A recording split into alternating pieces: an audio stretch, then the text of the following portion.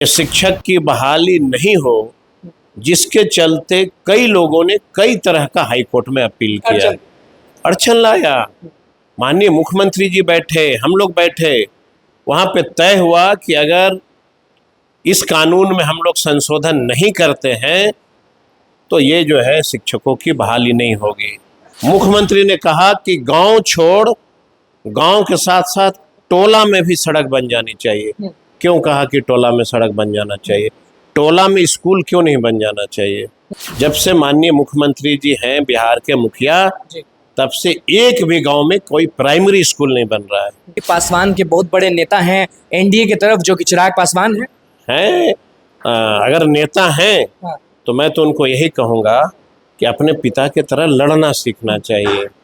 लड़िए। तक वो कह रहे थे कि बिहार का सबसे निकम्बा मुख्यमंत्री है, यही कहते थे वो। आज पता नहीं कौन सा जड़ी बूटी वो सूंघ लिए कि आज वही निकम्बे, आप उनके अनुसार निकम्बे मुख्यमंत्री आपको सबसे खूबसूरत मुख्यमंत्री दिखने लगे। सत्ता का सुख मिल गया तो आप राम भक्त हनुमान मिल गए, और जब नहीं मिला तो आप नीतीश जी के विरोधी हो गए। ऐसे नहीं होता है।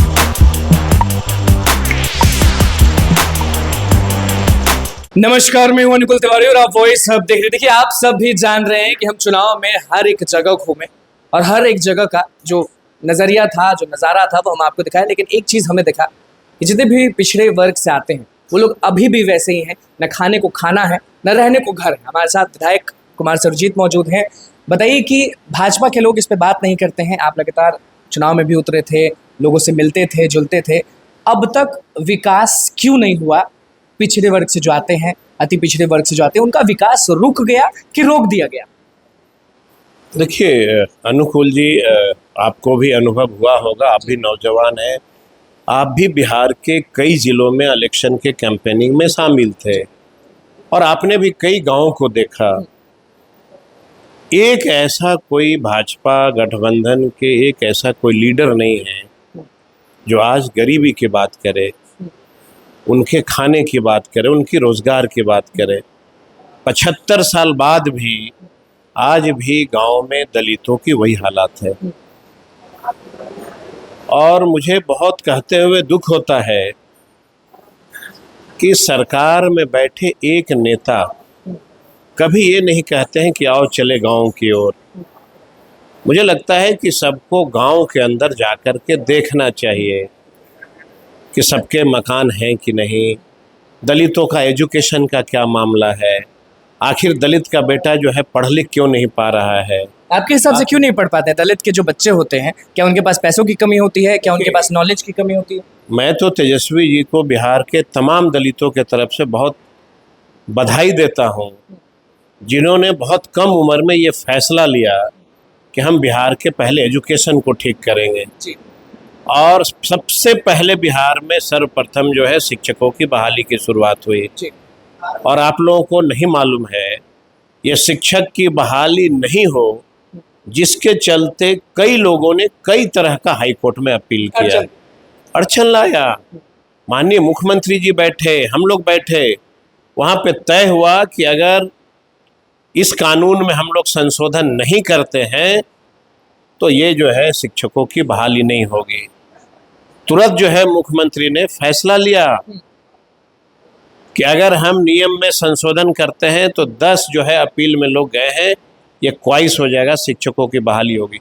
ये शिक्षकों की बहाली हम क्यों चाहते थे?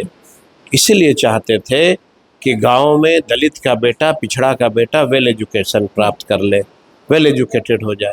अब एक चीज़ बताइए, गांव में आबादी बढ़ी कि नहीं बढ़ी? बिल्कुल बढ़ी। जिस गांव की आबादी बढ़ी तो वहां से निकल के टोला की बढ़ोतरी हुई कि नहीं हुई? मुख्यमंत्री ने कहा कि गांव छोड़ गांव के साथ साथ टोला में भी सड़क बन जानी चाहिए।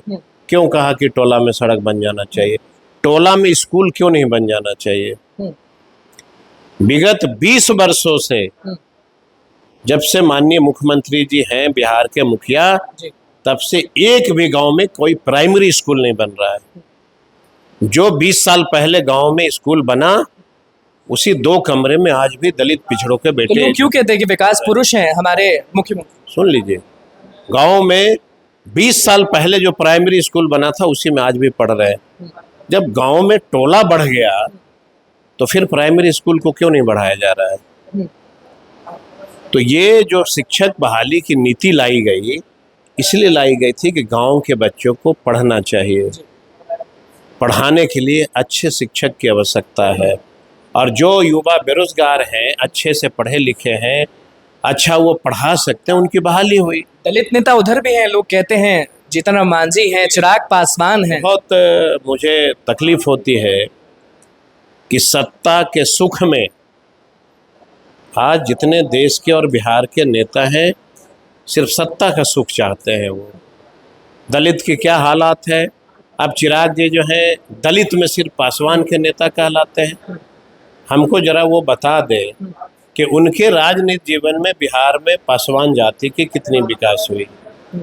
क्या उन्होंने कभी समीक्षा किया कि मुख्यमंत्री जी ने दलित और महादलित का जो बनावट बनाया, क्या उसमें पासवान जाति को नुकसान हुआ कि नहीं हुआ?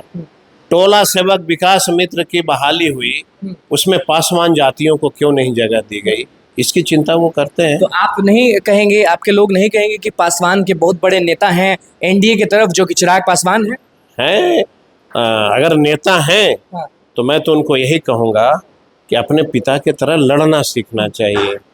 लड़िए और ये सवाल पूछिए कि आखिर बिहार में पासवानों को टोला सेवक विकास मित्र में बहाली क्यों नहीं दी गई? अपने पिता की तरह केंद्र में मंत्री भी बना चाहिए। पूछना चाहिए ना मुख्यमंत्री से।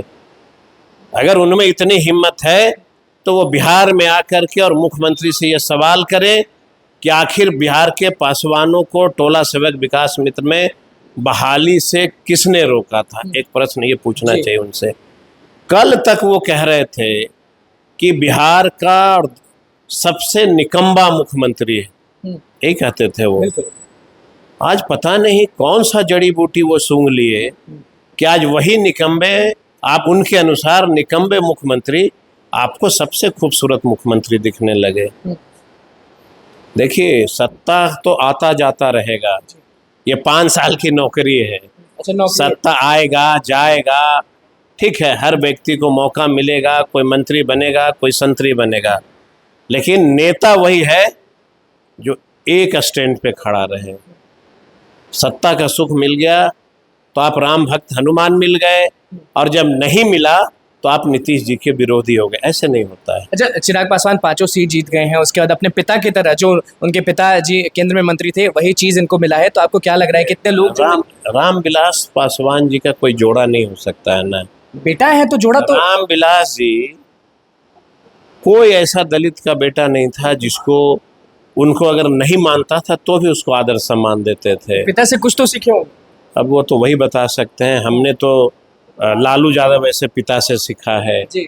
हमने जो शिक्षा लिया है वो लालू यादव ऐसे पिता से लिया है, जिनको मैं और मेरे ऐसे हजारों दलित उनको अंबेडकर स्वरूप मानते हैं। बस आखिरी सवाल यही रहेगा कि केंद्र में बहुत सारे लोग यहाँ से मंत्री बने हैं, तो क्या लगता है कि बिहार का विकास होगा कि नहीं होगा? मुझे लगता है कि सबको मिल करके और बिहार को स्पेशल राज्य का दर्जा दिला देना चाहिए ताकि गरीबों का उत्थान हो। मेरे यहाँ नहीं होगा, क्योंकि सभी लोग आवाज तो उठा रहे हैं लेकिन करता कोई नहीं। बड़ा ये अच्छा प्रश्न है आपका अनुकूल जी।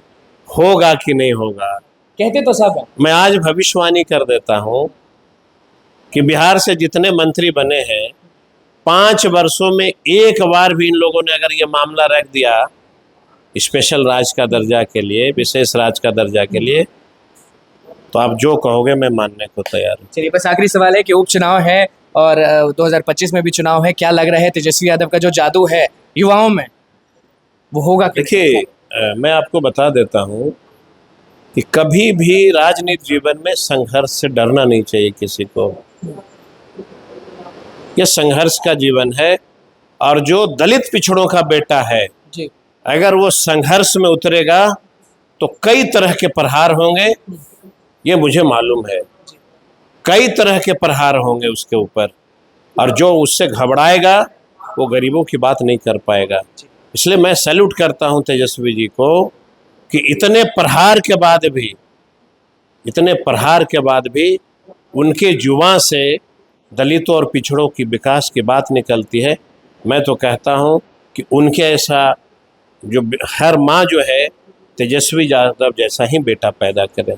बहुत बड़ी बात कह दिए कुमार सरजीत। तेजस्वी यादव के बारे में क्या कह रहे थे, पासवान नेता के बारे में क्या कह रहे थे, अति पिछड़े जो वर्ग से आते हैं उन लोग के बारे में क्या कह रहे थे, वो आपने सुन लिया। तो बस हमारे चैनल को सब्सक्राइब करें, पेज को लाइक करें। कैमरा मैन सुमित के साथ, धन्यवाद।